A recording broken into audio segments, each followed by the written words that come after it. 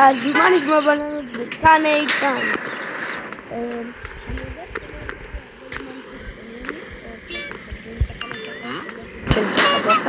אבל אני בקטע של משחקים עכשיו, אז אני משחק ב-GTA בטלפון, כי אני לא... יש לי מחשב אבל אני לא בטוח איך להשתמש. גיליתי טריק מוזר. אם אתם הולכים לאזור של הזומבים והם מפעילים פשוט תחת כפתור, אז הם מוצאים זומבי, ולא, זה לא הטריק. אם אתם מתים מפצצה של זומבי על אופניים, אז אתם משתכפלים. חלק מהגוף שלכם יהיה על האופניים וחלק מהגוף שלכם יהיה מת. ואם אתם חוזרים לחיים, מה שאפשרי מפרסומת, אז אתם עולים על עצמכם, לא משנה, אתם צריכים לראות את זה.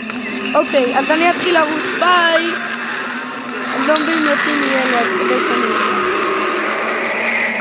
אתחיל. רואים במפה, הנקודות המעבבות זה זומבים, והם רודפים אחריי. הטריק שלי תמיד היה לעלות על זה ולקפוץ, למרות שזה בכלל לא עוזר לי, אבל אני עדיין אעשה את זה. זומבים עוברים דרך קירות, אז אני צריך לברוח. לא משנה, חשבתי שיהיה כנראה.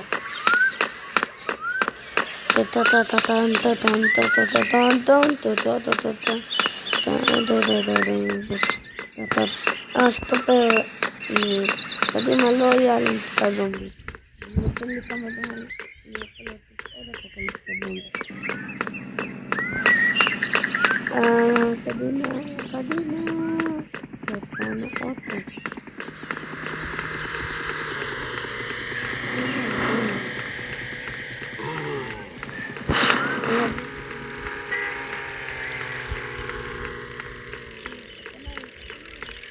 רגע, תנו לי כמה מטות.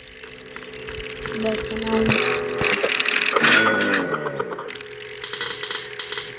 לא, אל תערבו אותי, אני צריך להניק להתקפה. רואים מה הסתכלתי, הנה אני והנה אני. ועכשיו אני רואה בשביל לעלות על עצמי. הבנתם? לא נראה לי טוב. לא משנה, אבל ראיתם שהסתכלתי? צופים לי. וואו, זה גם עלי. אני אעשה... סוף נגמרה פרסומת צופים שלי. ועכשיו אני חזרתי על עצמי. רואים אותי?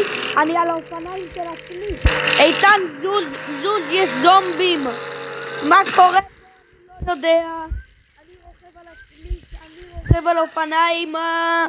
אני מטורף.